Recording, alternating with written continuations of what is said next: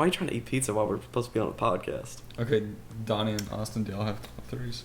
No, I don't have a top three. Okay. Okay, well, I can talk about my top three Well, if you wish. I was just gonna listen. do you have a top three? Yeah, I have it in my head. Yeah, I didn't feel like we Yeah, had like a you don't have order to write thing. it I thought down. it was just gonna be like a smooth flow as it goes, and we're just gonna talk like. Yeah, that'll be fun. Yeah, because I didn't feel like we were gonna have like a super ordered like.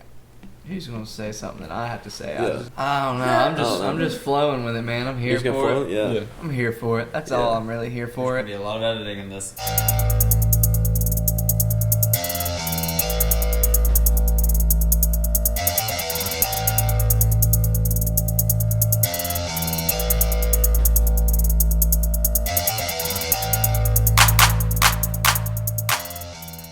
Welcome to Views from the 506. I'm Dylan. I'm Donnie. I'm Carter. And I'm Austin.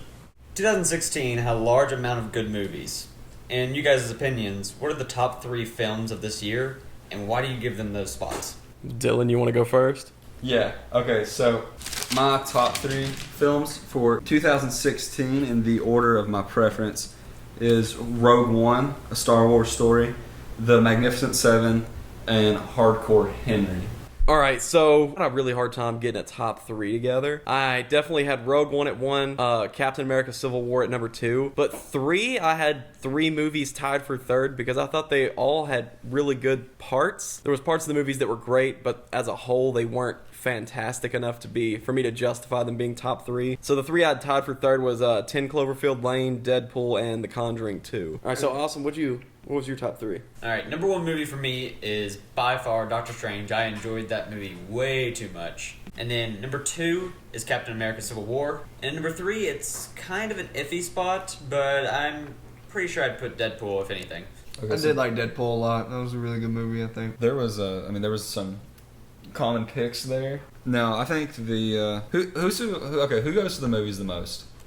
You. Yeah, probably you. Because I did the math and I'm at 13, I think, for 13 or 14 visits to the theater this past year. So I feel like I had 12 movies on my list of ones I saw theatrically that were released. Now, do you think because it was a good year with Rogue One?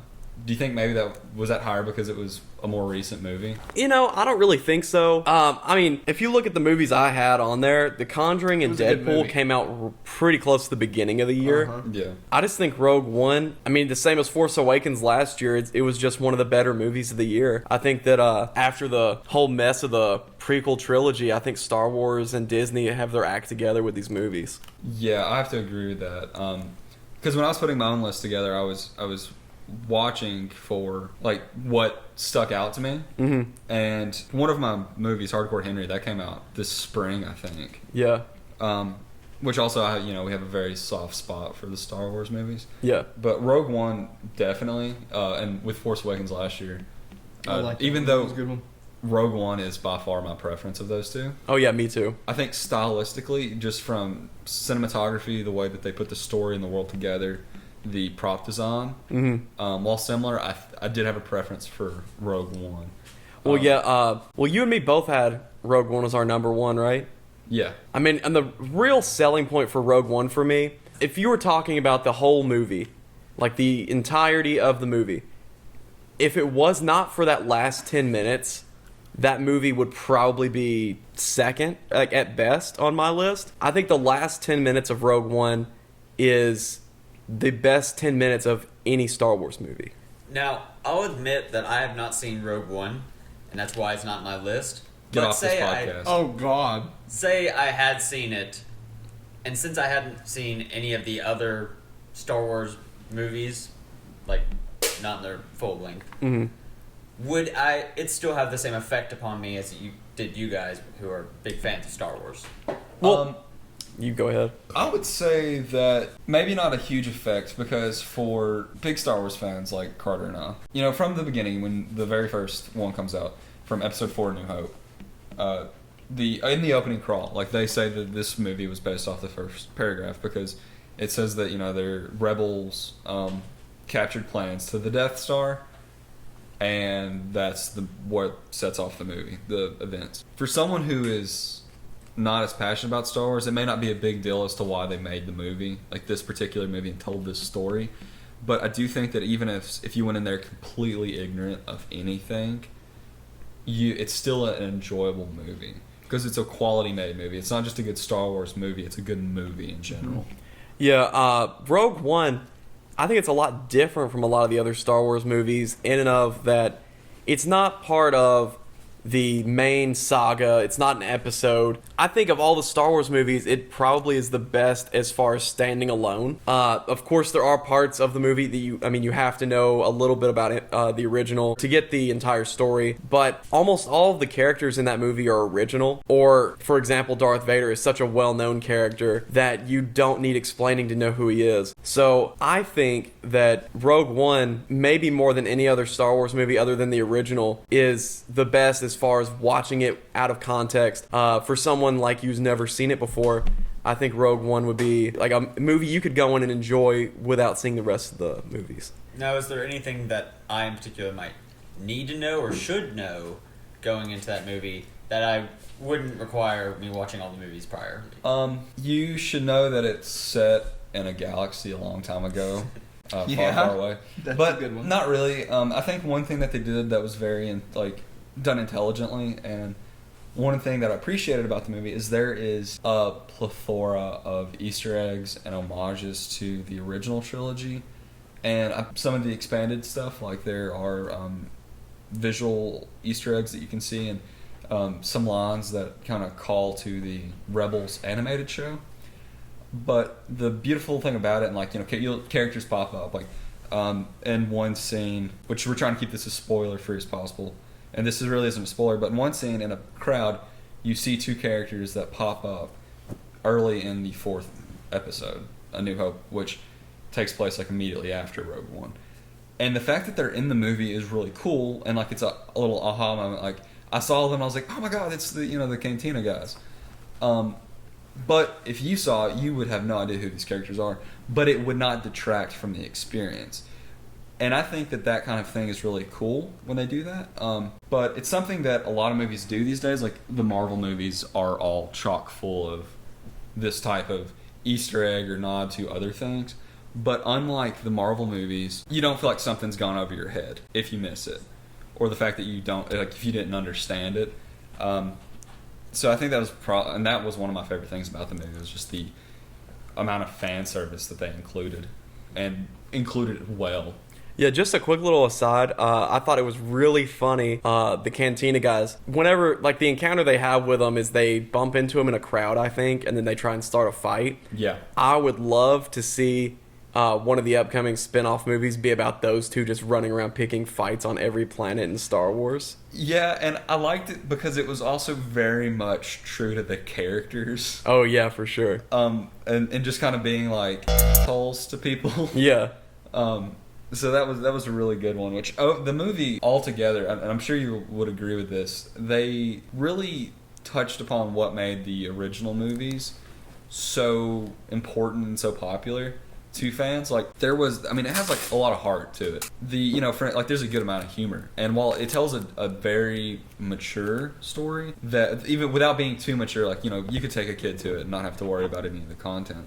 It tells a mature story, but it also has a lot of heart and soul, and there's a good sense of humor that balances out with these very gritty and frank depictions of this war. Yeah, at the same time, it feels like a Star Wars movie, but it doesn't at the same time. The tone of that movie is completely different, but you still get the Star Wars feel, I guess, when you watch it. It doesn't feel like it's not a Star Wars movie, but at the same time, it feels different from any of the other Star Wars movies that's come before. Yeah, it's kind of like watching the Clone Wars or Rebels to me. And the music's different, many of the characters and the style is different, but it still has that DNA that makes it a part of that family. Yeah, exactly. Well, Rogue One, and I think Force Awakens as well, it feels more like the original trilogy, which for Rogue One is very important because it ties directly into setting up the original movies. Yeah, the way Rogue One's made, that could have happened. The ending of that movie could have been a month, a year, or 5 minutes before the original one starts. Yeah. So you want to... what was your second pick again? My second pick was Civil War. Is there any particular reason for it? Yeah, So, Age of Ultron, which was the last Avengers style movie. I know Civil War's not an Avengers movie, but it feels like an Avengers movie. I mean, It for all really intents does. and purposes, it's the Avengers 3. Exactly. But the first Avengers was groundbreaking. There's never been like a superhero team up movie like that, and it was awesome. It was awesome to see. Age of Ultron was such a letdown because it was basically the same thing. It was a copy paste of the original Avengers. It didn't feel very different, even though I love James Spader voicing Ultron. Like, that was the only... Well, there was a lot. I really did enjoy the movie, which I think sometimes I'll let my adoration for the comic books kind of tint my views of Yeah. the movies. And even if they were crap, I wouldn't be able to look you in the eye and say this movie's shit. I would tell you it's not the best movie, but it's still a good movie. Yeah. But Ultron was definitely a standout of the second movie, and I think Yeah. didn't solve or really help their kind of one-offing villains. Yeah. I thought the best comparison, Ultron and Age of Ultron, was like the Emperor in the prequel trilogy of Star Wars. I forget what... Do you remember what the guy's name who played Palpatine was? I don't. Yeah. Well, anyway, Palpatine and the Emperor were the single best part of the prequel trilogy to me. Yeah, Ewan McGregor's Obi-Wan was also really good. But I thought the What about Jar Palpatine... Jar? Absolutely Did, not. Mr. Binks not? Absolutely not. But Palpatine / the Emperor was... He played that character perfectly, I thought, in the prequel trilogy. The same way that I thought James Spader was amazing as Ultron, even though I don't think he was in a very good movie.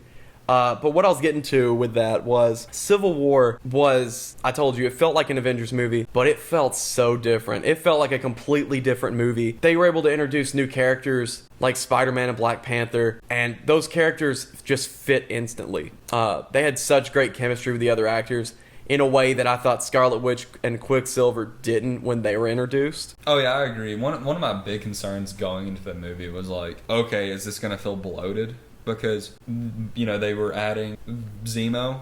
Yeah. They were putting him in it. I didn't know how much of a role he would play. Crossbones was going to be back for sure, and some people were questioning, what other characters might pop up. They were bringing back Thunderbolt Ross, and those were just really side characters. Yeah. But then they were putting Black Panther and Spider-Man in there, and Vision was hardly in Age of Ultron, really. Yeah, he was like in, like the last 20 minutes, if that. So, I mean, there was large additions as far as the number of people that they're sharing screen time and trying to build these relationships. And, like, War Machine was prominent in this, and Ant-Man. So, I mean, my big concern was, like, bloated cast, that it was going to be too many characters to juggle. But I was very impressed with the fact that they kept multiple parallel threads for characters. Yeah. Throughout the movie, and it didn't feel like anyone was too focused on or that detracted from the depiction of anyone else. And the fact that, like, none of the set pieces felt like, oh, we just, want to see some cool shit. It made sense. Like, everything was justified. Yeah. And while talking about the set pieces, I really like the Russo brothers from when they did Winter Soldier, the way they choreographed and depicted the action of having, like, weight. Yeah, I was going to say, that the airport fight sequence is, I think it's the best fight sequence or action sequence in any of the Marvel movies up to this point. You've not seen Doctor Strange, have you? No, not yet. That had some good. Had some good fights. That is not really. I don't know if you would necessarily call them action sequences. I'd say Doctor Strange has some of my favorite sequences visually. Yeah. But the airport fight scene though, that was brilliant. Yeah. And I really wish they hadn't shown off and sold a bunch of like Giant Man. Oh yeah. Merchandise. Well, I hadn't seen very much, if any, of the Giant Man merchandise, and so whenever I heard him say, "I'm gonna try something," I got so excited because I was like, "I know what he's gonna try. I know what he's gonna do."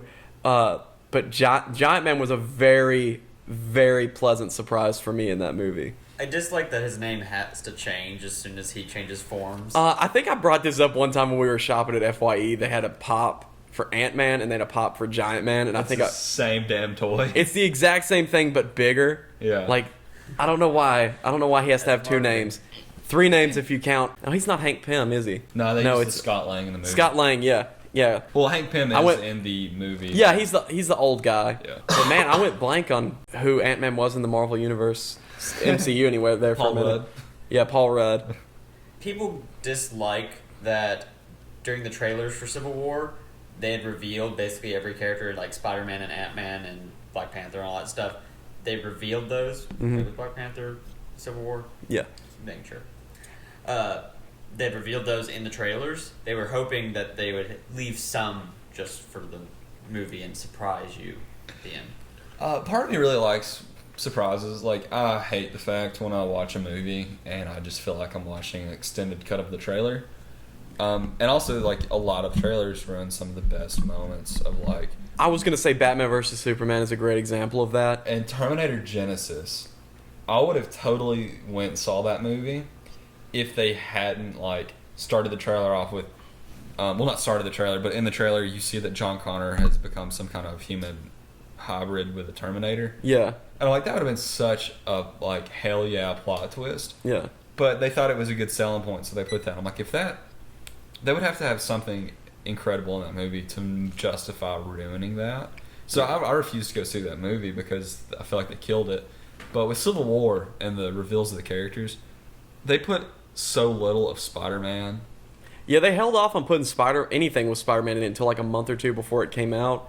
And I Yeah. think that the only reason they put it out there is because everybody that was in with the news knew that he was going to be in it. And I think they were just avoiding leak. With the way social media is now, I don't think Empire Strikes Back could have been made in the modern day because somebody was spilled the beans on Darth Vader being Luke's father before the movie came out. Well, they didn't, I think it was, what I heard, it was George Lucas, James Earl Jones, and one other person who knew that. Yeah. Because Mark Hamill didn't even know it until the premiere of the movie. Yeah, I think whenever they were doing the filming, they told him that Obi-Wan killed your father, was what Darth Vader said. Yeah, he did. Yeah, because I remember I heard a story where Mark Hamill said Harrison Ford leaned over and said, like, when the hell were you going to tell me about that? Oh, yeah, yeah. But that one other guy, Jones and Lucas probably would have kept their mouth shut, but that one other guy, would have leaked that in to TMZ or something like that. Yeah. Which was Spider-Man in the trailer and Black Panther. The moments that I think of that were particularly compelling to me or that, like, stuck with me were not the ones from the trailer. Like, Yeah. some of Spider-Man's best lines were in that movie as complete surprises that they had never put in a preview. Yeah. I loved the bit whenever Spider-Man's holding up the gateway or whatever and the little exchange he has with Captain America about Brooklyn and Oh, yeah. Queens. Yeah. Yeah, that was really good. The only problem I had with Civil War as a movie was I thought the ending was a little weak because, I mean, Iron Man and Captain America are having like that death battle, and then at the end of the movie, he writes Tony a love letter and they're all right. Like, I thought that was a little weak. So one thing, yeah, the ending like was weak, and I agree with that. Especially compared to the comic books ending of the original Civil War crossover. Mm-hmm. And I know it's not a straight adaptation, and they're not trying to do that, and I appreciate that. But the ending of the Civil War, it was Tony and Cap about to kill each other. And then all of a sudden you see all these other, these like civil workers, like these police officers, firefighters, paramedics, are trying to like drag Steve off of Tony. And that fight ends similarly, but there's not so much emotional weight behind it because it's like a 2-on-1 fight in the middle of nowhere. Yeah. And it's not really seeing the big public effect, which was kind of like what started the whole conflict. Yeah. And they wrapped it up a little too neatly. And, they straight up shot Captain America on the steps of like a courthouse and killed him in the comics. And whenever I heard that Crossbones was coming back for Civil War, I thought that that's where they were going to go. But the more I thought about it, I was like, he's going to be in Infinity War. They're not going to... I don't think Marvel at this point has the stones to kill off one of their major characters. They killed off Quicksilver, but, I mean, you can't have the same kind of emotional tug that, say, a Han Solo dying in Force Awakens has whenever you introduce that same character in the movie. I didn't think that... part of me wanted them to kill him. Quicksilver? Kill Cap. Oh, okay, yeah. Just because it would have been a ballsy move. Yeah. What the thing is, next movie comes around, that's less toys you can sell. And the fact that that's maybe less tickets you could sell. Yeah. I mean, Doctor Strange coming out's changed it, but at that point, Marvel was much more grounded in reality than DC was as far as their cinematic universes, where we all know Superman's going to come back for Justice League. Like, he's not going to be dead for long. Yeah. But if they were to kill off, say, Captain America in Civil War, it's going to be really hard to justify or explain how he's coming back from the dead. Okay, so you said more grounded in reality. Yeah. One of their most popular movies is about a raccoon with a machine gun and a talking tree. Well, I think that They don't try to pull that bull, like the comic book bullshit over on the people watching the movies. Is that what you mean? well, Guardians of the Galaxy is kind of the exception. Yeah. Do you ever think about it, like late at night, does it keep you up that Howard the Duck technically exists in the same universe as the Punisher? Do you know how disappointed I was whenever I found out that they were adding 3 new members to the Guardians for the new movie, and one of them wasn't Howard the Duck? You wanted that hard-boiled detective. Oh yeah, for sure. Favorite feathered. I wanted to see him teach Drax duck foo. That I think that may have been overwhelmingly dramatic. I don't think people could have handled that. No, I don't Yeah. think they could. Like it would have been like watching That's Passion of the crazy. Christ for the first time without warning. The Duck. emotional effect it would have had on people if they would have allowed Howard the Duck a main role. Yeah, which good on them for at least having him in the post-credit scene, because Howard the Duck is the worst Marvel-associated movie ever made, in my opinion. From what I know about Howard the Duck, it seems like he is he seems like he's a similar character to Deadpool in a way. No, I don't know. I mean, he's closer on the spectrum to Deadpool than Captain America, for sure. He's always had mature comics, but it's kind of been satire. Yeah. Less of Looney Tunes with guns. Yeah. Yeah, Deadpool is... Looney Tunes had ducks in it. We'll get to talking about the Deadpool movie here in a minute, but yeah, you're completely right. Deadpool is more of a childish mature than I think Howard the Duck's source material is. Howard the Duck is really tongue-in-cheek. Yeah. And I don't read the series because I'm not a big fan of like comedic comics. I read a lot of comics, but it's not... Comedy is good in comics, but I don't think a comic all about comedy can work as well. What did you have as your third movie? My third movie was Hardcore Henry, and my second movie was The Magnificent Seven. The Magnificent Seven is up there for me because I'm a huge Western fan, and there are rarely big Western movies anymore. Yeah. Which in the past few years we've had Django Unchained and Hateful Eight, but both of those are Tarantino movies. Yeah. And Tarantino movies, I mean, I know that they go into separate categories, like Pulp Fiction and Hateful Eight and Kill Bill. All those are different kinds of movies, but I think Tarantino movies almost are their own genre. yeah, because they're kind of all love letters to a genre. But I put Magnificent Seven up there because it's a awesome Western, and some people may not like it as much, and I'm very biased towards a Western. But it's just inspired by the original. It's not like an actual... It's like a reimagining, I think is how they put it. And the fact that like a group of 7 bandits, outlaws, gamblers, whatever, come together to protect a small town. And Chris Pratt and Denzel Washington are arguably the leads. And I love their work. And seeing them together as gunslingers is awesome. And Antoine Fuqua is the director. What'd you call me? And I'm a big fan of his past work. Like he did Shooter and he did Southpaw and Tears of the Sun, and I haven't seen it, but I'm pretty sure he did like Training Day. But he did The Equalizer with Denzel, and I just really like his work. So it was just one of those projects that excited me from the get-go, and it satisfied me. And my third one, though, is Hardcore Henry, and I think I'm the only person here that watched it. I thought the trailers were really interesting, having an entire movie shot from third person. I never went and saw it because First person, yeah. Third. Yeah, not third. But I never saw it because I was kind of concerned that the first person thing would wear thin throughout the movie, or that I would get motion sickness or something because it's an action movie. Did you have any of those problems, or? No, and I can't remember how long ago it was, but I remember when I saw the first footage that they put out, which is a pretty big scene in the movie. Yeah. And it has Charlton Copley in it, who was in the A-Team as Murdoch, and he was also in District 8. and nothing else comes to mind off the top of my head that you guys may have seen him in. But I really liked his stuff, and the fact that it was from first person excited me. But I'm pretty sure I actually gave to the Kickstarter back before it was going to be a big theatrical project. Yeah. But I didn't get any kind of motion sickness and stuff, and I appreciated the movie for being really unique in that fact, because it does not break first person once that I can remember. Yeah. It doesn't. It's like almost watching a video game, and it's very video game like in the fact that it has some really out there, like, ideas, and like the villain is telekinetic.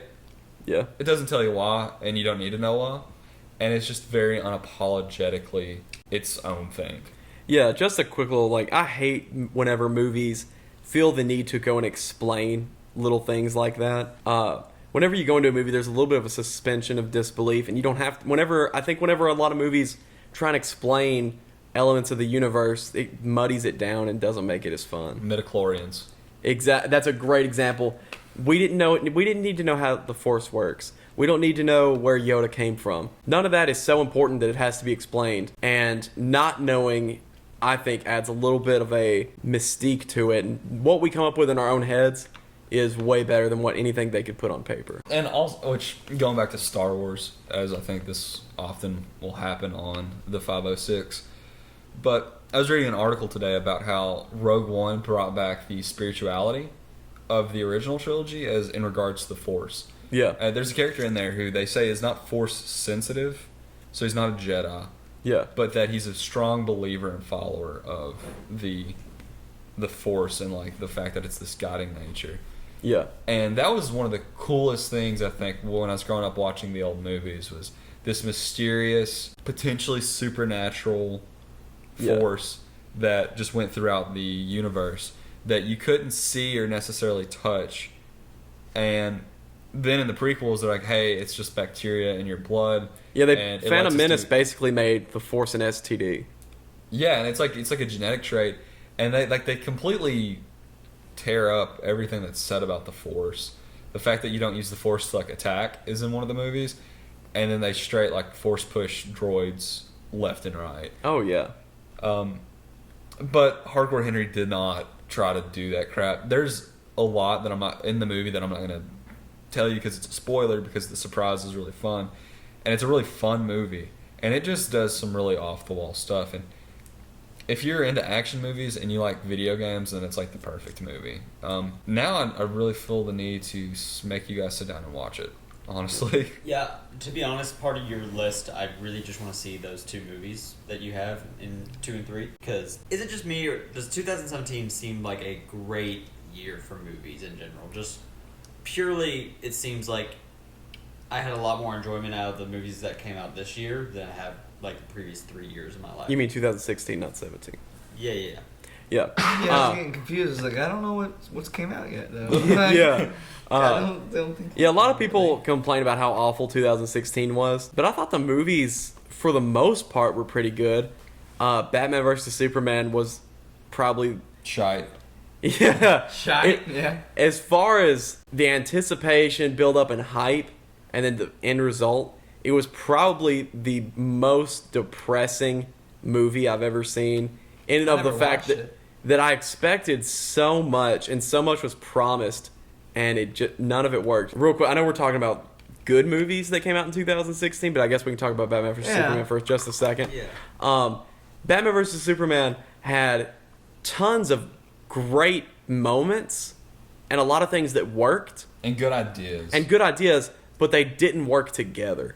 Yeah. I thought, if I was going to compare that movie to something, I would say it was like spaghetti, syrup, and popcorn. All three are great things, but if you mix them together, nobody wants that.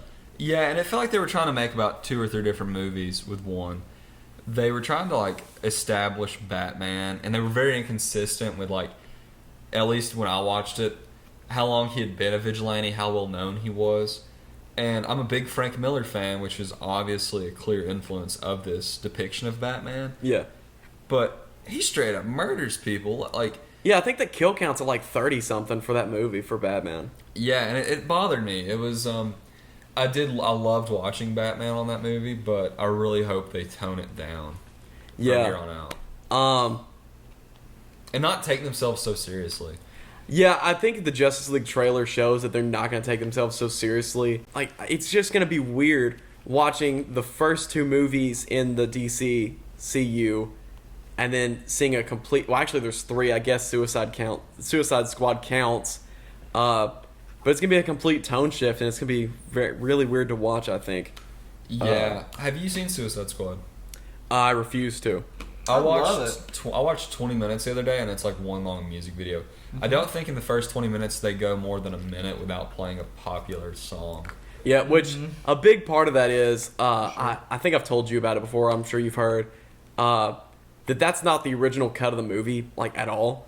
The original cut of the movie was going to be a darker kind of story, like how Batman vs. Superman was. It was going to have more of a focus on the Joker and Harley's abusive relationship. But a lot of people, when they saw the negative backlash to Batman vs. Superman's negative tone, they tried to make it more Guardians of the Galaxy-like. Yeah. And that's why they had a lot of reshoots right before, or not right before, but pretty close to the release date, which I think worked to its detriment. I think that they should have released the movie as it was, and if it failed, it failed. If it succeeded, it succeeded. But going in and recutting something like that, you have a lot of pieces that don't work. I think whenever you go in and try and drastically change something that's already had years of writing, development, and filming, you're not going to do any good. You're not going to make that movie good in a few reshoots. You just need to roll with what it is, and if it works, it works. So I don't think I'll finish it unless I get really bored. Yeah. But what I saw I was not that crazy about. There were cool. I did see cool Flash and Batman cameos in it. But other than that, nothing really made me want to continue to watch it. I think we all had Deadpool on our list, or at least three of us did. Yeah, I did. Before we get into that, I'll just go over my other two that I had tied for third real quick, because nobody else mentioned them. 10 Cloverfield Lane, I thought was really good until the end. Have any of you seen Gone Girl? Yes. Gone Girl? Gone Girl is the movie I would compare it to, because it's a fantastic movie, but it squanders everything that it built right at the end. So it just kind of leaves you with the feeling of what the fuck.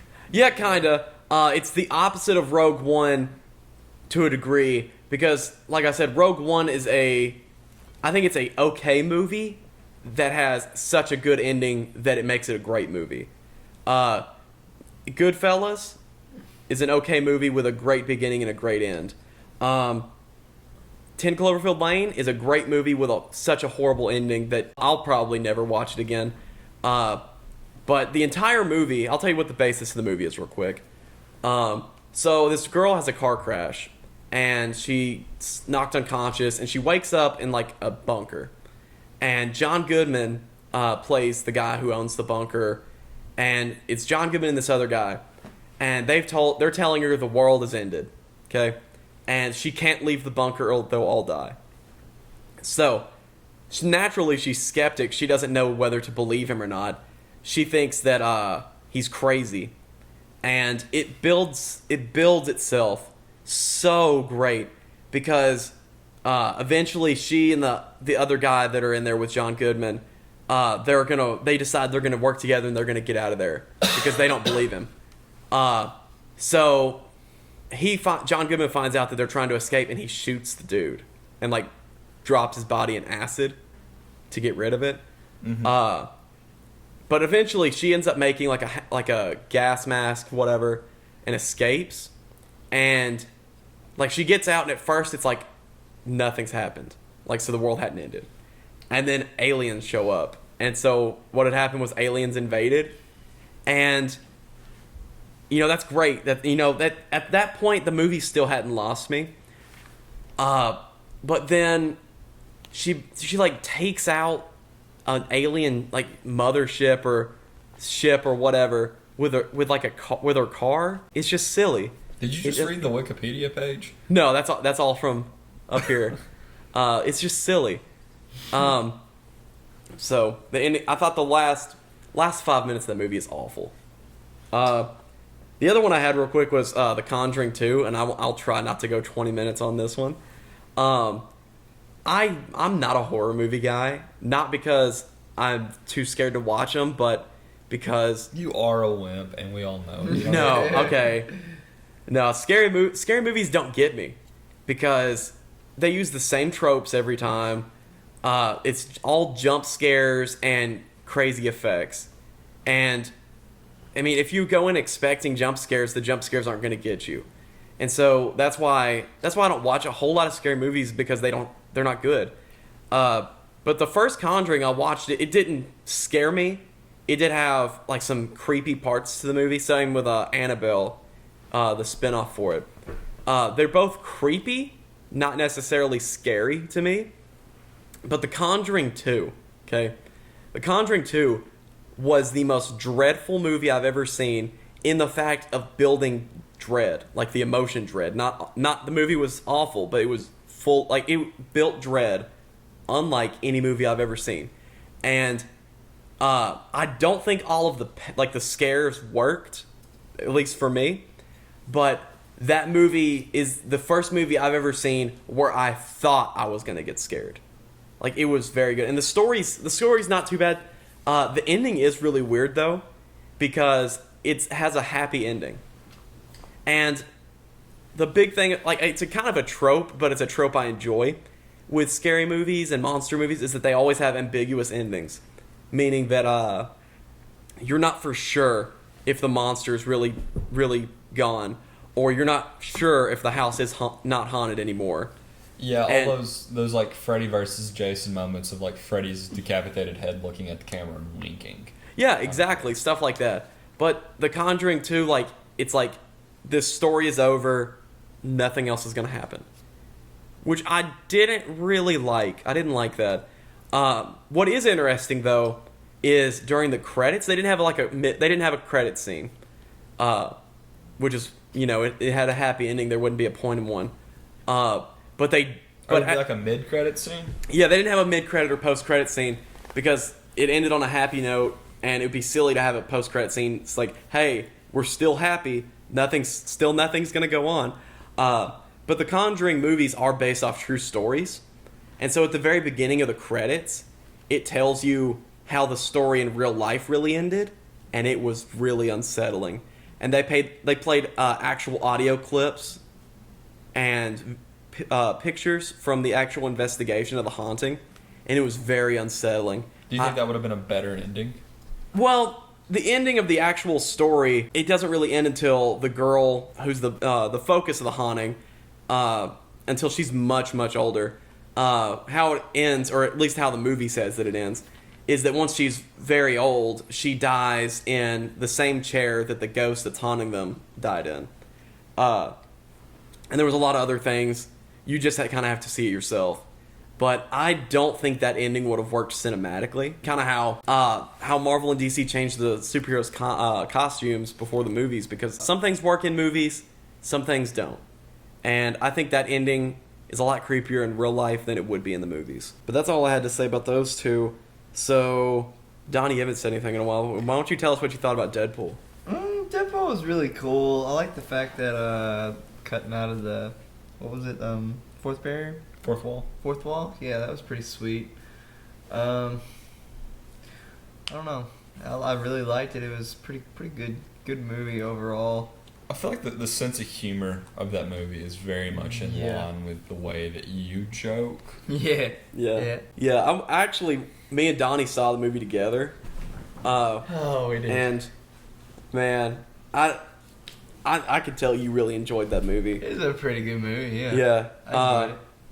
For me, I thought the movie was pretty good.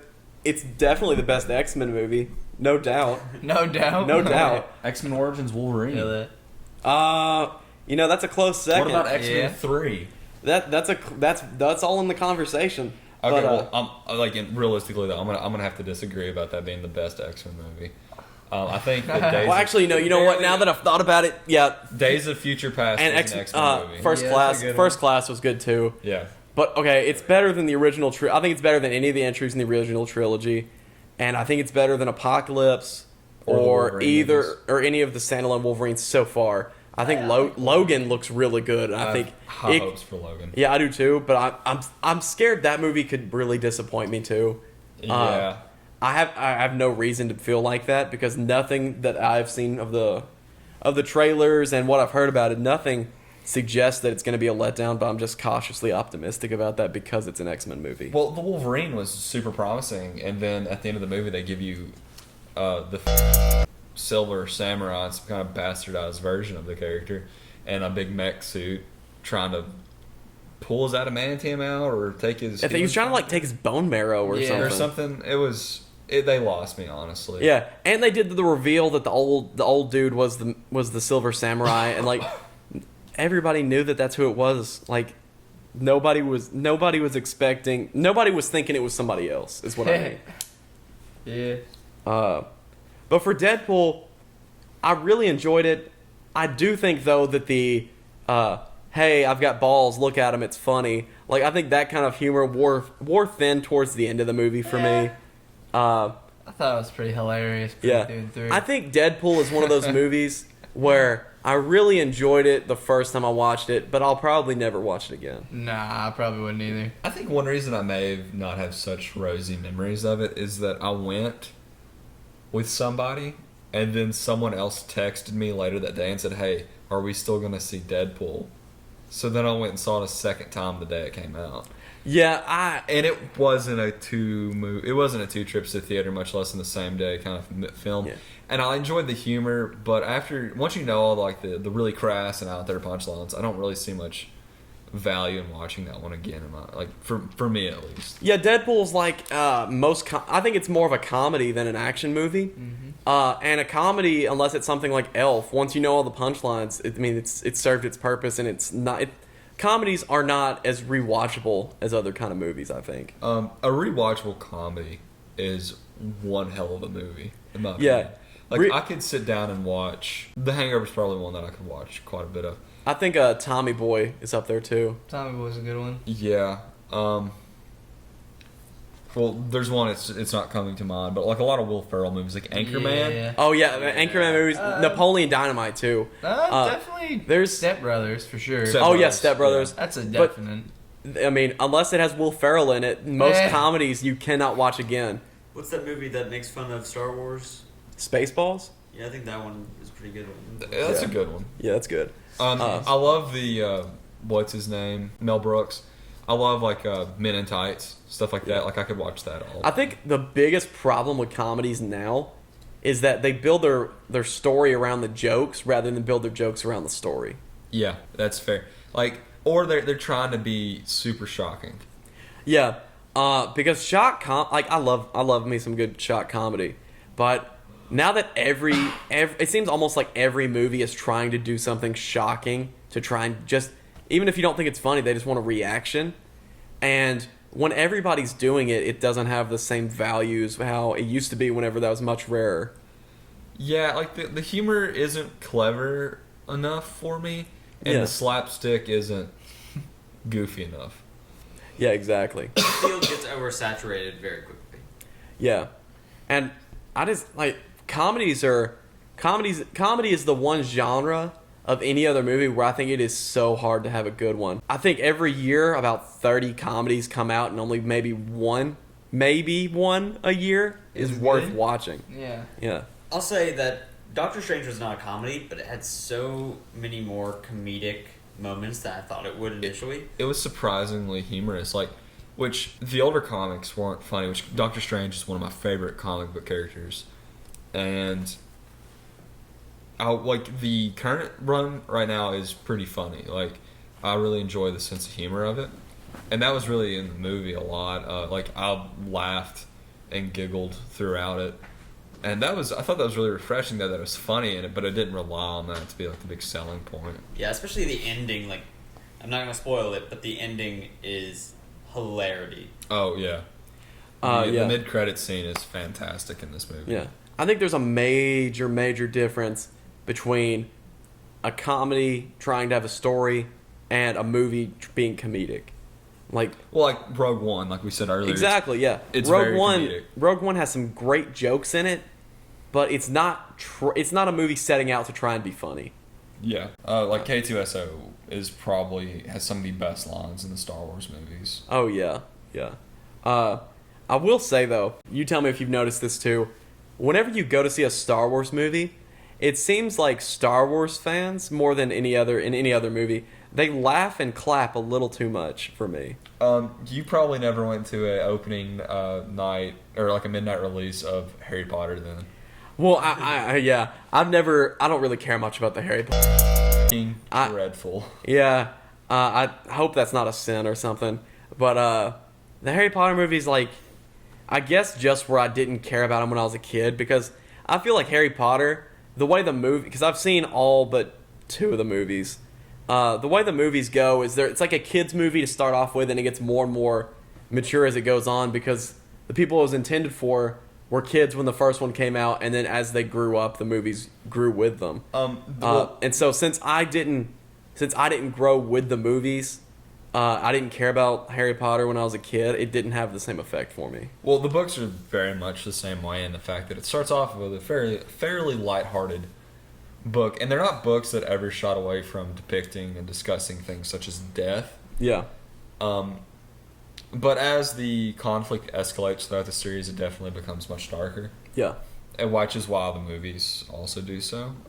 Which with the movies, even visually, they got darker. The color palettes that they used and such. Yeah, like the Deathly Hallows, I would say 90% of the color in that movie is gray. Yeah. Which, speaking of Harry Potter, the Fantastic Beasts and Where to Find the movie came out. And as a die-hard fan of Harry Potter, I have to say that was a good Harry Potter movie. And I think it's a pretty good movie. Why did it not hit, like, for that movie and Doctor Strange, why did they not hit the mark? Because I know you have a lot of good movies competing with each other. Why did they not hit the mark for you compared to the other movies that you have on your list? Well, I mean, they were some of my favorite movies this year. But they were more of, like, to me, the big blockbusters, which 2 of the ones I picked are. But I don't feel like we see a lot of movies like Rogue One and The Magnificent Seven these days. And Doctor Strange, while it's more magic than, superpowers, at the end of the day, it was just a superhero movie, origin movie. And I adored it, but it wasn't something as fresh to me, or in the way that Magnificent Seven is very similar to what I love. It just didn't feel elevated in the same sense to me. And Fantastic Beasts and Where to Find Them was fun, but it was just a blockbuster at the end of the day. It did add some really cool stuff to the Harry Potter lore, and I enjoyed Eddie Redmayne as Newt Scamander and some of the other characters that were in it, but it didn't stick with me quite the same. Yeah, for me, those 2 movies didn't get in because I didn't watch them. That typically helps keep things from lists. Yeah. The fact that movies are, like, big blockbusters really affect your opinions of them that much? Well, when I say blockbuster, I'm saying, like, the way that they're done. Yeah, for me, like, a blockbuster, I almost put more. I judge it more than any other movie. I mean, some of my favorite movies were blockbusters. Yeah, I mean, like Rogue One. Yeah, the same for me. Jaws and Jurassic Park, I think, are 2 of my favorite movies of all time, and those are blockbusters. But when I put more scrutiny whenever it's a blockbuster movie. I mean, for example, I put 10 Cloverfield Lane tied for 3rd. And while I think that movie had a pretty big I mean, it was... I was gonna say budget. I think it had a pretty decent budget, but that was not by any means a blockbuster. The same with Conjuring 2. Well, like, neither of those movies are blockbusters. But a lot of my favorite movies are blockbusters, but I do put a lot more scrutiny on blockbusters, and I expect a lot more. They tend to be more formulaic, I guess I could say. Like, yeah, I agree with that. Yeah, where the plot's gonna go. And one thing I did really appreciate about Fantastic Beasts is the fact that, like, the Newt Scamander in it, the main protagonist, the hero of it, is not your typical handsome, dashing, super witty kind of swaggering protagonist. He's a very almost socially awkward kind of character. The depiction was very different, and I really appreciate the fact that they were so willing to break away. He's a very different lead than Harry Potter. So that was really good. And Fantastic Beasts was very close to the 3rd spot, and so was Doctor Strange. One thing in Doctor Strange that I know, because I researched Doctor Strange a little bit before going into the movie, because I just wanted to know a little bit more about what was going on. And one thing that I noticed, and I knew you really appreciated, was the fact that the Ancient One was cast as this woman when it was supposed to be this Asian man. he's like Tibetan in the comics. I think it was racist that they cast a white woman instead of an Asian woman. You're foolish. People complained about it, but honestly, I thought it was. People are like, oh, well, that's whitewashing. And I'm like, how many movies have we seen an old Asian guy be the mentor to a white dude? Like, well, not even like even if you don't want to talk about that, can you name me one older Asian woman actor? No. No, and I think, not really. I think the bigger problem in Hollywood right now isn't that there's whitewashing. It's the fact that there's not as many minority actors in Hollywood. A character's race, in most instances, should not be their defining feature. I think it undermines the source material whenever somebody gets up in arms whenever a character is a different race. I mean, for example, in the Fantastic Four movie, did that come out this year or last year? The terrible last one. year. Last year. Yeah. Well, 2015 is that what you mean? Yeah, whatever. Who cares? It was an awful movie, but they made the Human Torch black. Okay, and a lot of people were upset. And their father. Yeah, and their father. And I'm like, who cares? Like if they cast them as black, who cares? Well, the actual story should have been what they were complaining about how terrible it was, not the race of the actor. And by the same difference, people expect us to be tolerant of there being a black Human Torch, but then to turn around and say, oh, it's racist to have a white Ancient One. I think that's kind of hypocritical. Well, what I was going to say is the race of the Ancient One is it's kind of absolutely no consequence in the comics because he's not even that present other than in flashbacks currently. And in the other comics, it was a while before he was like he revealed. died and that Stephen Strange became the Sorcerer Supreme. But in the movie, all they kind of pointed out. They're like, okay, they say all we know about her is that she's Celtic and that she's ancient. And I thought it was interesting because I was like, okay, when Heimdall was black or stuff like that, like no one's gonna give it. Yeah, it's it completely ignores Norse mythology and the origins. But at the same time, it's a lot more interesting to have a diverse cast of characters. And Tilda Swinton played a very, very cool Ancient One. I really liked her performance. And I thought that was something stupid. And whitewashing can be a problem if they're like, taking whole stories. Like if you made Genghis Khan a movie and John Wayne. I was about to say, John Wayne played Genghis Khan. And I think whenever it's something like that, where Genghis Khan was a historical figure, you need to have somebody that more resembles him. But whenever we're talking about fictional characters, I think that race and even sometimes gender shouldn't matter as long as they capture the spirit of the character. Yeah, and I think they fulfilled the role of an Ancient One perfectly fine in the movie, and it wouldn't have added or detracted to have had a Tibetan man or an Asian man. But I think that was just something that people thought was simply for production, but I think it was a good creative choice too. Most Is definitely. there anything else we need to talk about movies, or you want to move on? Move on to the next question. Yeah. What's on? Did we talk about all your 3 favorite movies? What were your 3? I don't have it 3. Huh? I don't have it 3. Okay. I think you said 3 at the beginning. I'm gonna leave it in there, but we can just move on because I feel like the only ones I know of you seeing was Rogue One, Fantastic Beasts, and Deadpool. and we talked about all those. Was dope. We talked about all this. And we're currently at about an hour. We're at What- an what- hour and 2 exactly. Well, yeah, but I'm We're gonna cut a bunch like out, 10 so- minutes of that. Well, I mean, we got 2 more topics that kind of tie into each other, and we can just Well, go they're ahead. both political Yeah, they're both precedent political. We stuff. can just go ahead and we can Okay. roll through those real quick. Let's crack them. All right. The next topic that came up this year was really elections, which people couldn't really avoid. This year, the election that happened did not go along with the polls Trump that train. people predicted. So, what do you personally think happened, and why do you think the polls were so unreliable, and are they still reliable sources today? All right. Well, I want to say something first. So, real quick about the polls. All right. just a little preface real quick.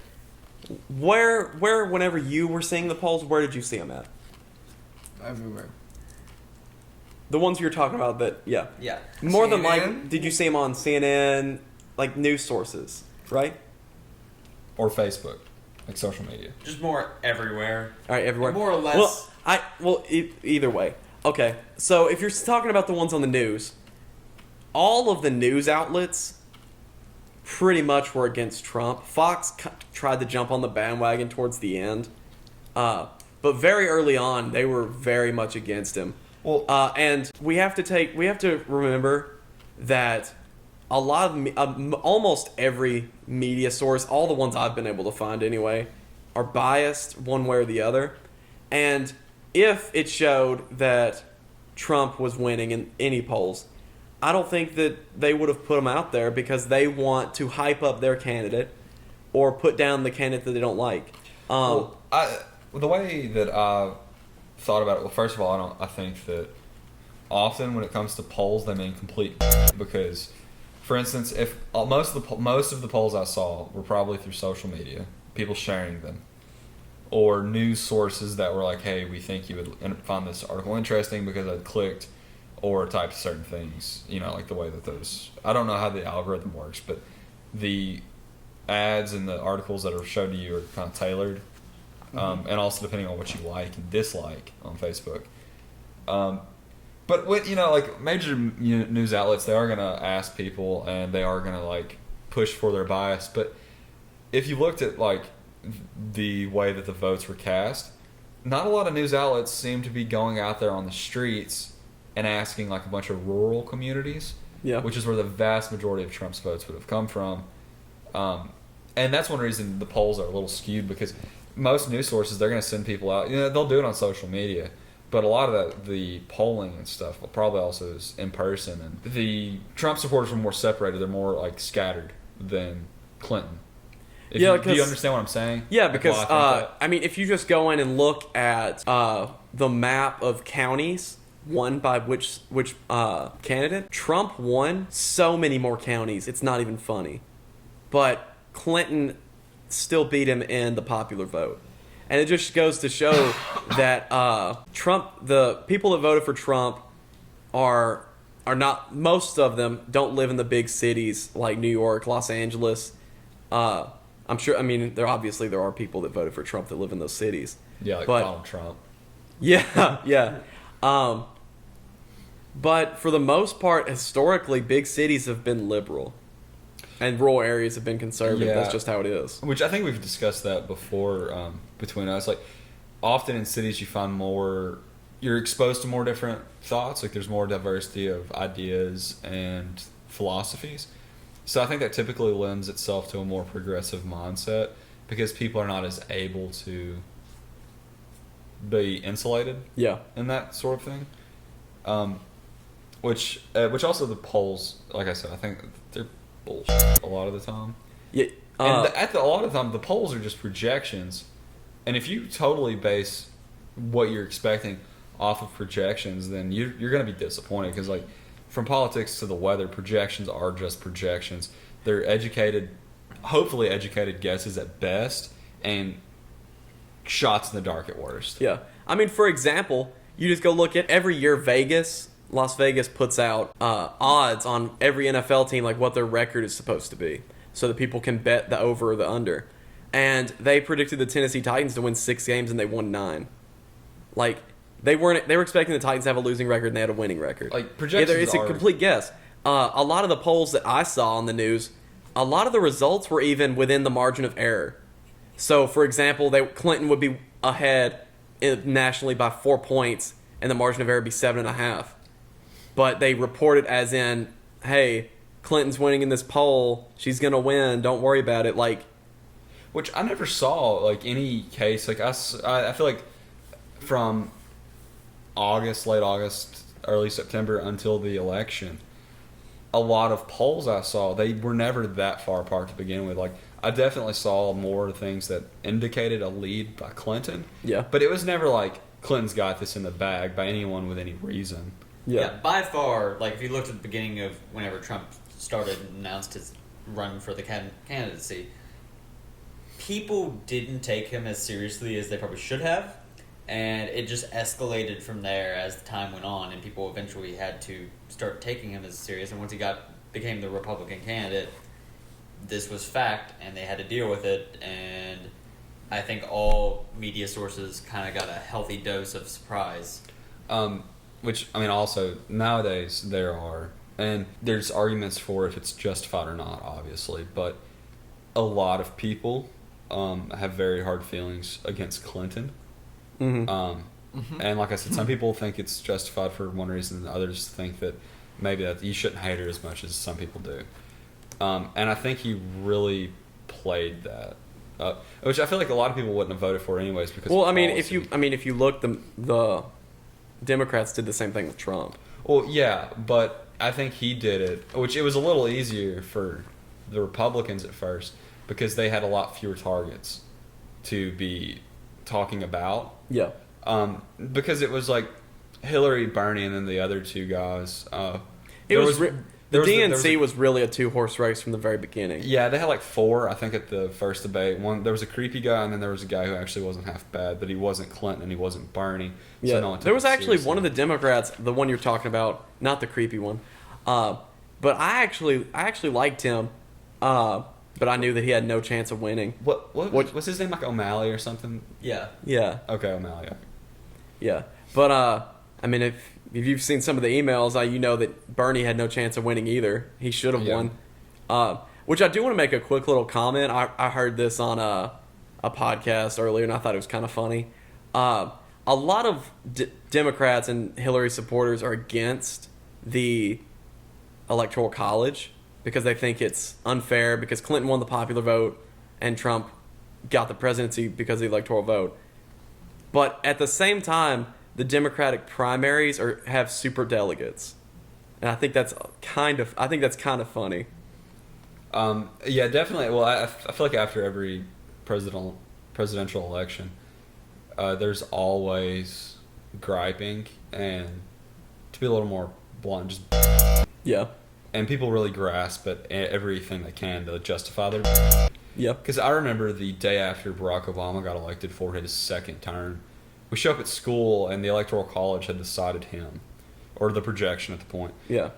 And the popular vote was not in, and people were like, well, it should be popular vote. And all the Republicans were like, oh, it should have been popular vote, which ended up being popular and Electoral College in that instance. Yeah. But I find it personally, I find it a little silly now that everyone's like championing or demonizing the Electoral College when if it wasn't such a dramatic race, I feel like there would be a lot more across the aisle discussion of reform, which is typically any person that you ask would have been like, yeah, let's reform the Electoral College. But because it's so soon after an election and it was so divisive, people are taking extreme views as they often do. Yeah. I think this was the worst possible election to have a split in the popular vote and Electoral College. Because this election, I think whenever there was Obama and Romney, there were a lot of people that were indifferent. Yeah. But this election was either you were for Trump or you were for Hillary. There was very little middle ground. And even in that, I feel like both of those candidates had people of the party that they supposedly supported. Yeah. Even though I find I'm hard pressed to say that Clinton was a good Democratic candidate or that Trump was a very good Republican candidate even. Mm-hmm. That a lot of people from each party were not that happy about that. And that they were voting for them because they were like, well, I've got to pick two good options, but which one smells a little less worse? Lesser of two evil is how people took it this election, and honestly, that's not the best thing for a Democratic election. Yeah, and that's why I really want the third parties to get stronger. I thought the third party candidates this year weren't very good either. But I do wish that they would have let Jill Stein and Gary Johnson debate and get their names out there, because although I didn't like really either of those two, I think that America would be better if we had more options, because it seems almost like the way politics are now, not a whole lot of people have their own individual views anymore.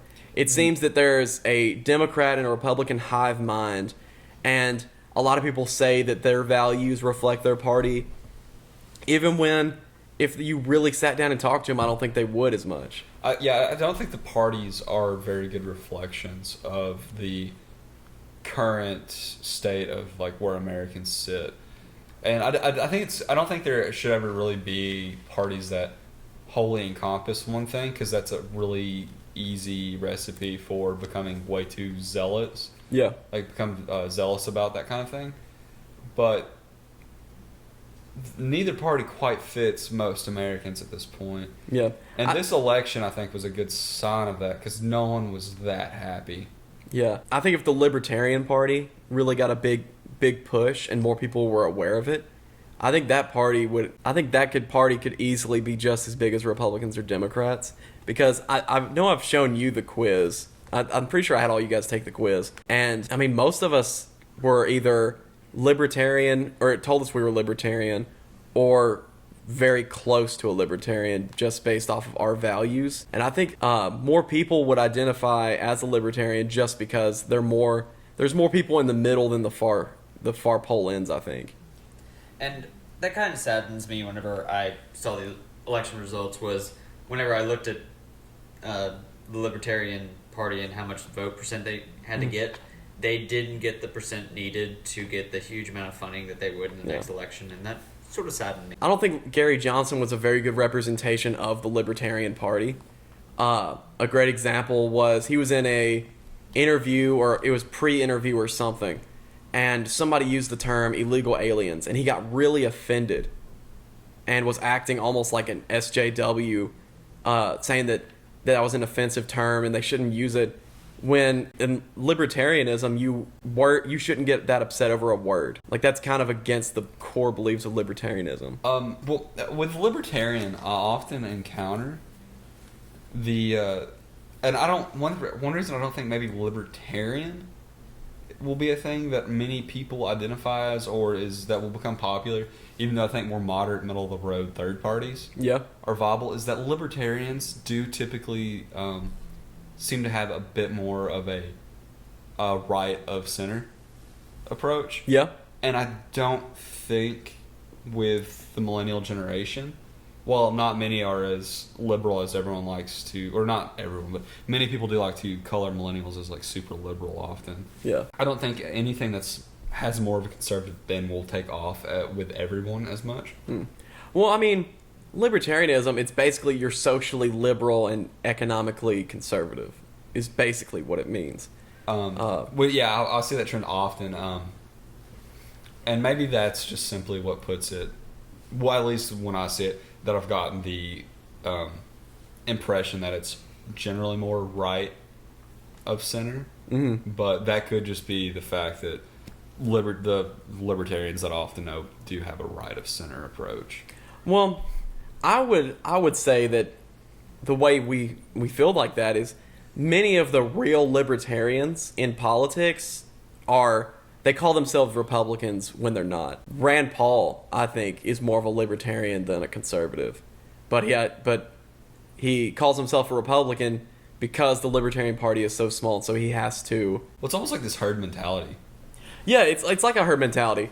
Like you're safer in the pack and just labeling yourself as that. Yeah, exactly. And it goes back to what I was saying, that everybody seems to be either you're Republican or Democrat. There's so little exposure for the middle ground that the people that have libertarian values or values that align with the Green Party or whatever, they'd rather identify as a Republican or a Democrat because, I mean, a great example, at my core, I'm not a real Republican, I don't believe. I think I'm closer to a libertarian than a Republican. But I'm registered as a Republican because I want to be able to vote in the primaries. Yeah, that's And I think that as long as systems like that are in place, the third parties are never going to be able to really take off. Well, I don't think registering for primaries is necessarily a bad thing because it's a good way of weeding out options that are less viable in election. Yeah. But the fact that you can only really register for 3 options, and that the third option almost never actually gets you anything to do, Yeah. I think that's the problem. Yeah, that's what I'm saying. Because in a similar thing is I'm registered Democrat, and while I would typically support Democratic candidates, I don't think I fit neatly within the typical Democratic. Yeah, I think you and I'm more right of center, you're more left of center, but we're both more center than left or right, I think. Definitely, at least socially, I'm definitely a left wing person. My views are left wing. If politics were all about social things, I would be more of a Democrat than a Republican. Yeah, and a lot of what makes someone label themselves something is what they find most important. Yeah. Because there's some people who couldn't give a damn about social things. Yeah. Like, they don't care one way or the other about the legalization of marijuana or gay rights or abortion rights, but that fiscally they're conservative. So then they're like, okay, that's what's important. That's what they pay attention to. So they identify with a party that's going to reflect that, even if they're not true Republican. If someone's fiscally conservative, they're probably identify as Republican. Yeah, and I don't want to get too much into it because we got to save some content for other episodes. But I'm pretty split with a lot of social issues. As far as like drugs and stuff, or marijuana more specifically, I don't care if people do it because people that are going to do it are going to do it anyway. So, there's not a whole lot of benefits to making it illegal, the same way prohibition didn't work. Yeah. I think we got one more topic, right? Yeah. All right. In your personal opinions, why do you think Donald Trump won the presidency? I think that he won because while I don't like a lot of what he says for a multitude of reasons, it would be foolish to deny that man has charisma, and that while his how proficient of a businessman he is arguable, he knows how to play people. And I'm not saying that every supporter of his got played, but he knows what to say to people, he knows what they want to hear, and he knows how to fire them up. And I think he did that really well. And regardless of what he actually does or doesn't do, he made people believe him and want to believe in him. And also the fact that he was running against a woman that many people did not like, due to what she's done in her times in other offices, and the fact that was something that they really hit upon, because he saw, okay, people are disgruntled or pissed about Clinton, we're gonna hit that, and he picked out the topics that he knew that people were gonna get fired up over, and he just pounded those into the ground. Yeah, not only did he really encompass the Republican Party, but anyone who didn't like Clinton to any degree in the Democratic Party were really hard pushed. Like, if they didn't have strong values for the Democratic Party, they were immediately pushed towards Trump's bandwagon of, this is change, this is not the structure that is originally set in, he's not a politician sort of speech.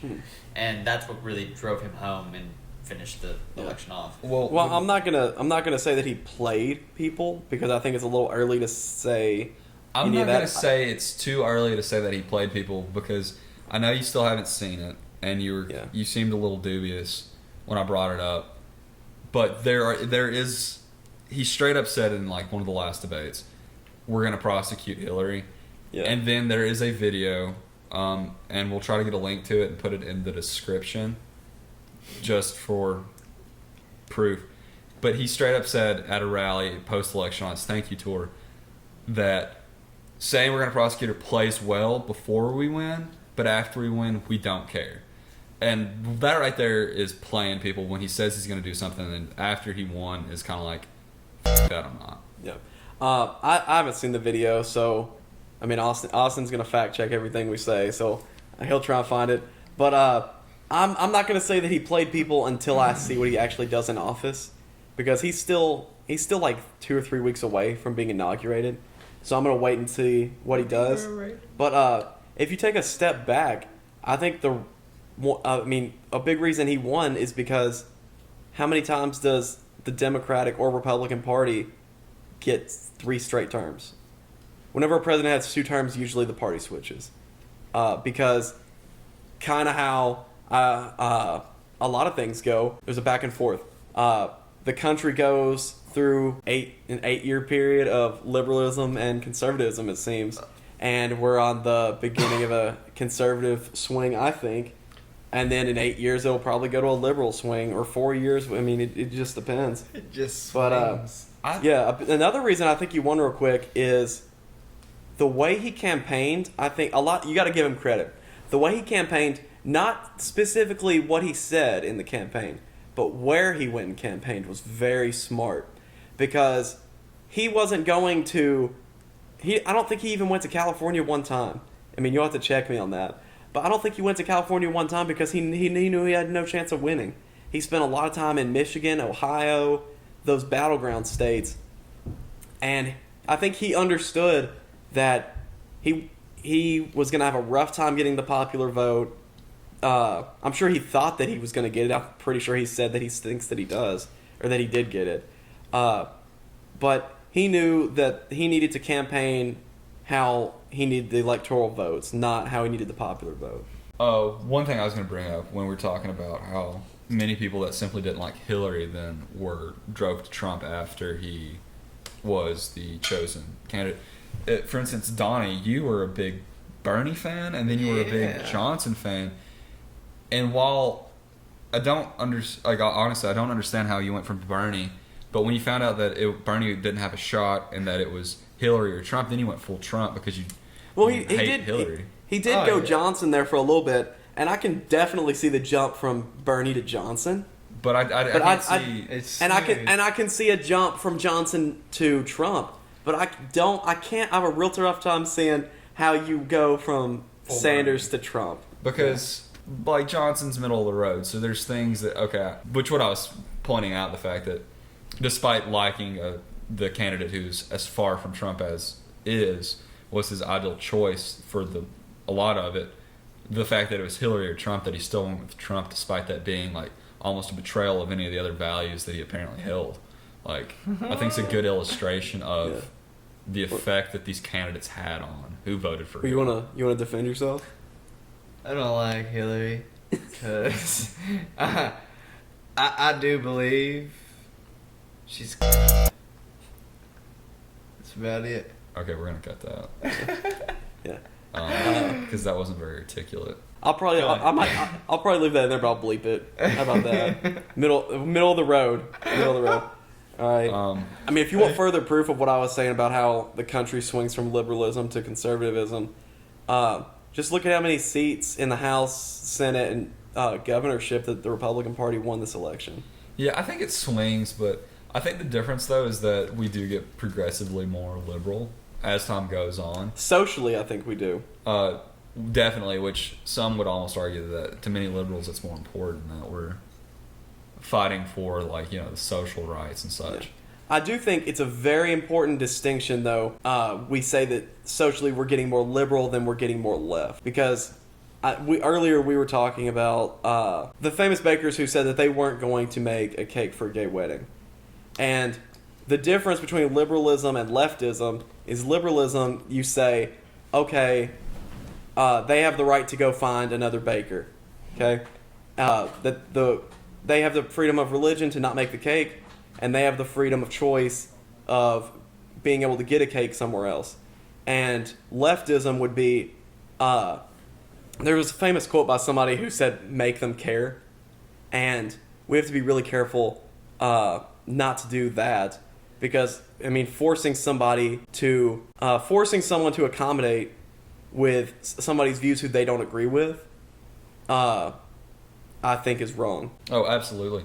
But I mean, like, in many social cases, like, throughout the, it feels like every probably 10 years, it seems, that what's the norm is broadened. What's accepted. I mean, like, because two or 3 years ago, if you had said that any gay couple in the nation could get married, you would probably think I was full of. Yeah. But I do think which I think that's just typical, that there's a trend towards more progressive norms and policies. Yeah. Socially, for sure. And I don't know. I feel like if it wasn't Hillary Clinton, that there may have been a third-term Democrat. I definitely think that if Sanders would have won the DNC the way that I think he probably should have if it wasn't for some under-the-table stuff that's alleged to have gone on.